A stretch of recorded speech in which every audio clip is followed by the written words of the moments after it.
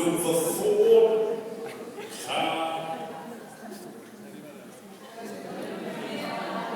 Kuniflata, number 4. Kuniflata, so early in the morning. You must out of the car, out of the... It was at that point Gary Barlow said, "Shut up, you don't know." I couldn't believe it. Anyway, there we are, the 3 quotes. I thought I'd kick off with a little Northumbrian blues. Thank you very much. That's my brother. Northumbrian news whoosh there, just to amuse your emotions. But also because I am from Northumberland. I didn't need to tell you that. I didn't need to tell you that. You can hear it in my thick northern brogue. As you know, I had that beaten at me a long time ago by a couple of vicious local gangsters trying to scare me off their patch. Anton Deck, not as nice there. But I'm genuine. I come from a very long line of Northumbrian doctors. This is absolutely true. If I'd followed my father and been a doctor, I would have been the 9th generation of my family to have practiced medicine. How do you like that? It's a hell of a change and break, isn't it?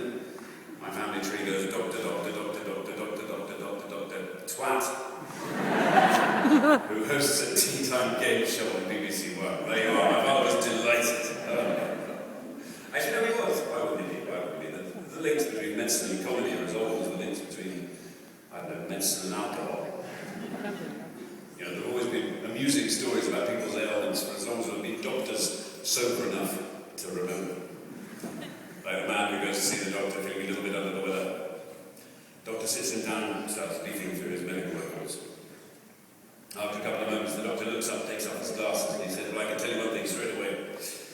Before I even examine you. A little bit indelicate, but I'm afraid you are going to have to stop masturbating." The patient sits up. He said, "Well, why?"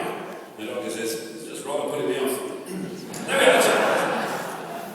That's the rude bit out of the way. We're going to more relaxed now. But listen, ladies and gentlemen, welcome to the Product of the Year Awards 2014. It's a great honour and privilege to be here tonight to present these awards to you. The short notice wasn't a problem at all.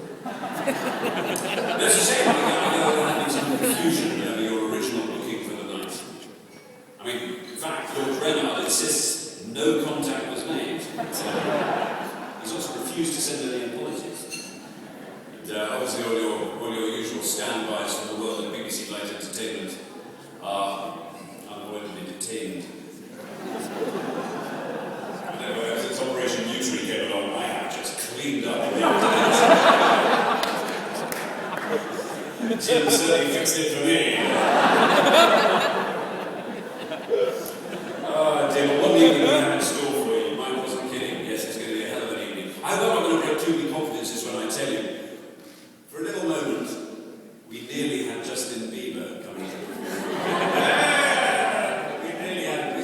He was meant to be performing in the NTAs last night. He was going to be in town. We put the call in. We were told he was a light pencil.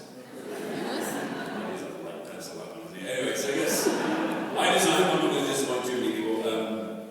He's not going to be. Yeah, I know it's a shame. It's a shame. What a kid. What a kid. He was going to do it for nothing. Even so, by the time we had to do everything together, we still worked out too fucking irritating. So it is about just what has 200 legs and no pubic hair? The front row of Justin Bieber.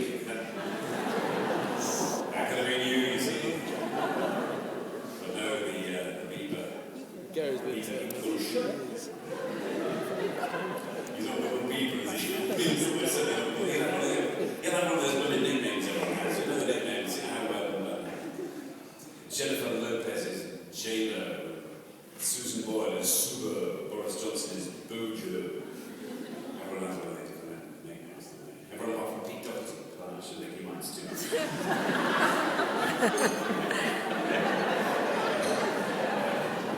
I don't know if you caught it on the telly, but I've been hugely enjoying the Great Australian Bake Off. Fantastic.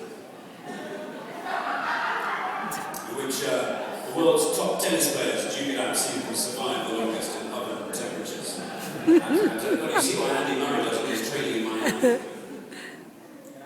I mean, normally, every time a Scotsman gets to witness that kind of blazing heat, when he falls asleep with a fag up. Apparently, the last 4 months in Australia have been the warmest, the sunniest since records began. That's a crying shame. If ever England's cricketers needed rain, this was the tour. But despite the terrible, feeble performance on all fronts on the Ashes tour, there was actually one positive moment to take away. When they were in Sydney on one evening, Braun prior to walking back to the hotel, and they saved the guy's life. I don't know if you read about this. They saved the guy's life with his brick. He was about to chuck himself off the bridge. And they went and they talked him down. I mean, he was clearly in some despair. I'm guessing he'd been to all their matches. But,